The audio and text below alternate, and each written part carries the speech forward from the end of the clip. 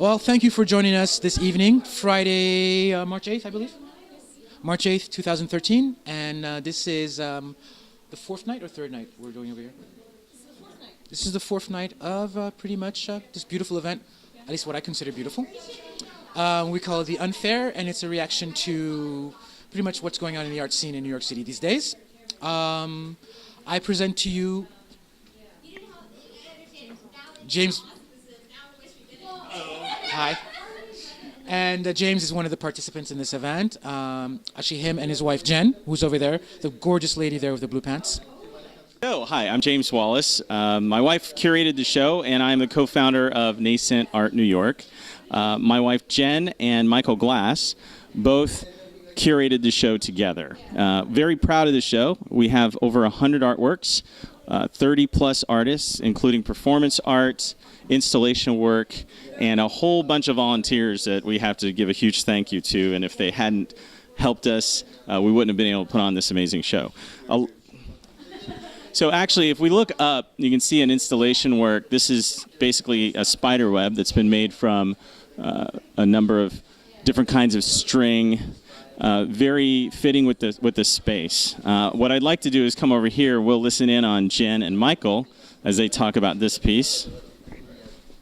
A little short, so you may have done that. Oh, hi. Daniel Sprick. Hey, how are you? Hi, Anatoly. I was just talking about Daniel Sprick's painting here.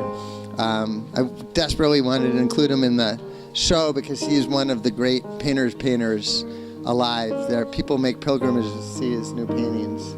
He's in his early 60s now, and he's sort of a punk rock superstar to all the young upstarts. And the particular quality that I think is so amazing in his work is that his the appearance of the work is so tight and realistic, but you get up close and the execution really is quite loose and fluid, and the paint starts to dissolve on close inspection. And he just is an absolute master with the brush, and just everything that he makes just is perfect. Tell me something about what's going on here. Okay. I might have to come back and do this.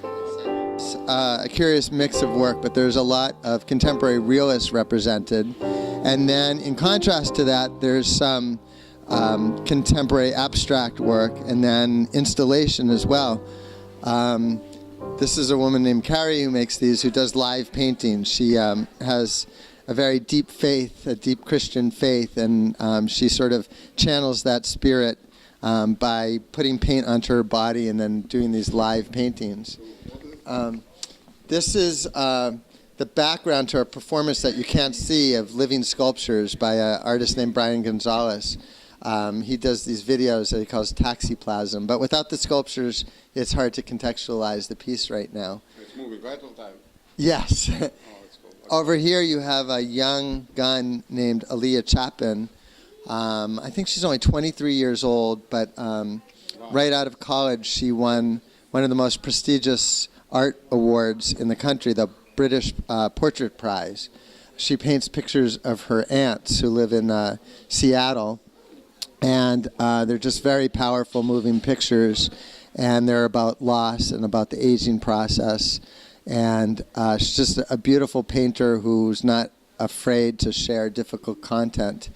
And there's something very contemporary about them at the same time as that they use a very traditional realist approach to the painting. On the ceiling here, we have someone who sort of jokingly refers to himself as a web designer. His name is Joseph Grazi, and he was tasked with just sort of making the space feel a little more contemporary with one of his entire room-size installations. So he was the last one in here, and basically I said, go for it. Do something that you feel complements the space, but also gives your own work a lot of attention simultaneously. And I think he did it magnificently. I was a little nervous because it was the last thing happening. He pulled an all-nighter the day before we had the show, and yet I think he pulled it off. And he brought a contemporary element into the space that otherwise is filled with a lot of traditional work. So one step less traditional is the work of David Mahler, who had an academic training, as in the same way that a lot of the other painters in the room did. No, this is Steve Assail. Dave Mahler paints traditional scenes, but his approach is very contemporary in that they're almost abstract paintings in the way that he applies paint to the surface. He is a guy who just does battle with his paintings, and he's all about the craft and about just doing whatever it takes to make the picture look like what he's feeling inside his heart and his head. And then, you know what, I think I actually have to run out. I could come back, though. Okay. This is a painter named Stephen Assail, one of America's leading realists from Forum Gallery. He does a lot of traditional work, but then he also paints these club kids from a nightclub called Mother. And he uses his very traditional approach to deal with some very contemporary subject matter.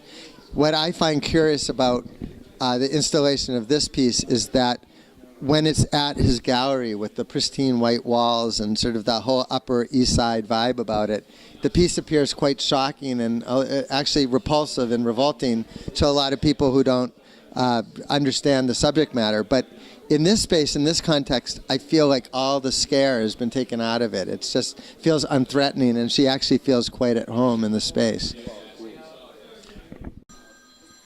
My name is Jennifer Wallace. I'm the co-founder and director of art of Nascent Art New York, and I'm the co-curator of The Unfair. And we're here during Armory Arts Week, and thank you so much for coming. This piece right here is an installation that was made specially for the show. It's an installation by an artist named Daniel Baltzer, who was instrumental in helping us put this show together. And this piece is a retrospective of his career as an artist, and his work is a lot about networks and connectivity, and this piece brings together all of his bodies of work, from the bugs to the figures to the networks, and brings it all into one piece that also he incorporated these old photos which were pre-existing in the space. The last use of this space was an old lumber yard, and these were family photos from this old lumber yard. And during our opening night, one of the owners of this lumber yard stopped by and said, "That's my niece in that photo," and he was so touched by the fact that that Daniel didn't take the photos down and incorporated the photos into the work. And today, the little girl in the photo stopped by and saw the piece as well, and she's 22 now. So I think that it was really inspiring for that family, and that was a really cool experience and a really unique part of the show, and the way it came together, because the entire show is inspired by the space, and I think that this piece really speaks to that. What else? You want to go take a look at another piece? Yep. Let's do it.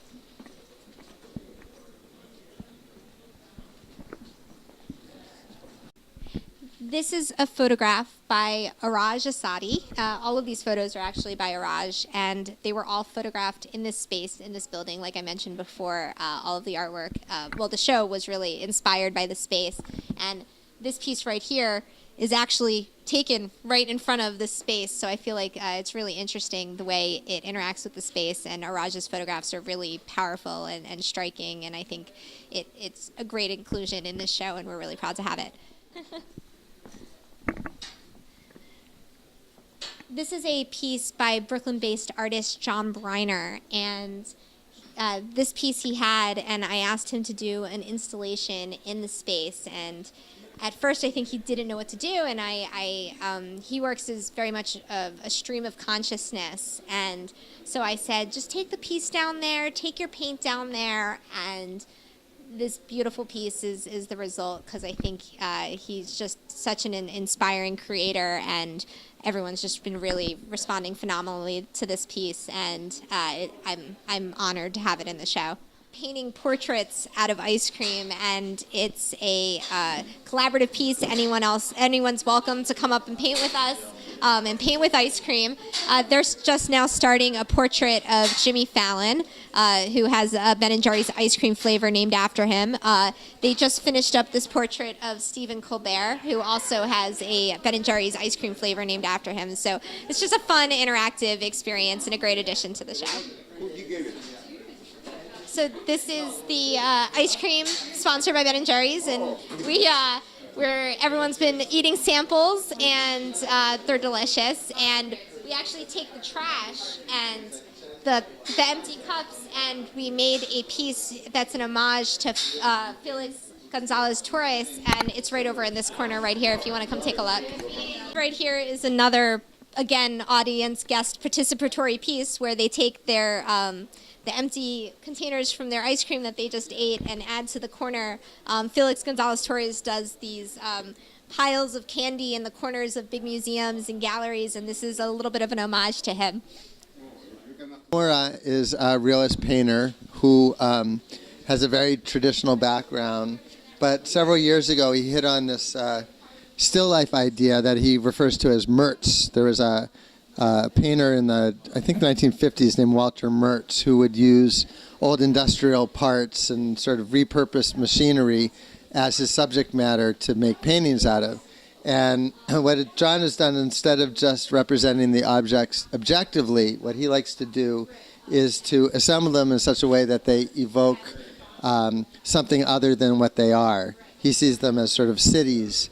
And while he's painting these like parts of objects from old machinery and so forth, upon further reflection and inspection, you start to see elements that indicate that he's thinking of them as buildings in a city with, across the street are other buildings, and some of the objects turn into antennas or smokestacks, and some of them anthropomorphize into sort of like human characteristic laden objects and so forth. And so the approach and the subject matter basically is a traditional still life, but the way that it comes across feels very contemporary. Okay, so this is one of my works in the show. It's called Steampunk Shelley. It's a portrait of Mary Shelley, who is the author of Frankenstein. And basically what I wanted to do is paint a picture of her, but set her in a frame that was evocative of Victorian times that she lived in, and almost make like a Frankensteinian creation out of the frame that she's in. Basically, it's a painting about loss. It was motivated by a retelling of the Frankenstein myth that I read, in which Mary Shelley herself was cast in the role of the bride of Frankenstein.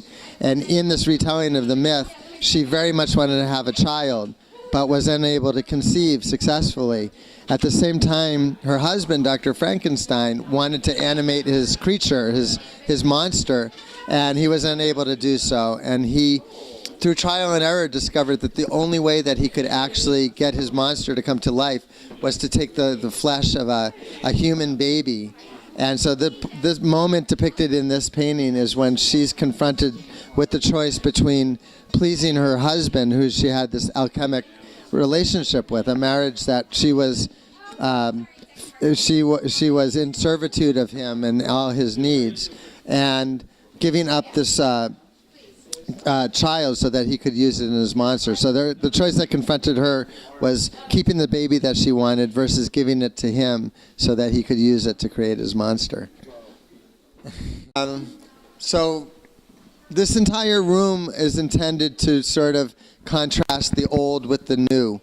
The show, The Unfair, is a lot about the gentrification process and the fact that artists often settle in a building that is undesired at the time, and then by their very presence in the neighborhood, it takes a lot of time sometimes, but ultimately more and more well-heeled people move into the neighborhood, and the gentrification process begins, and the artists are actually forced to leave.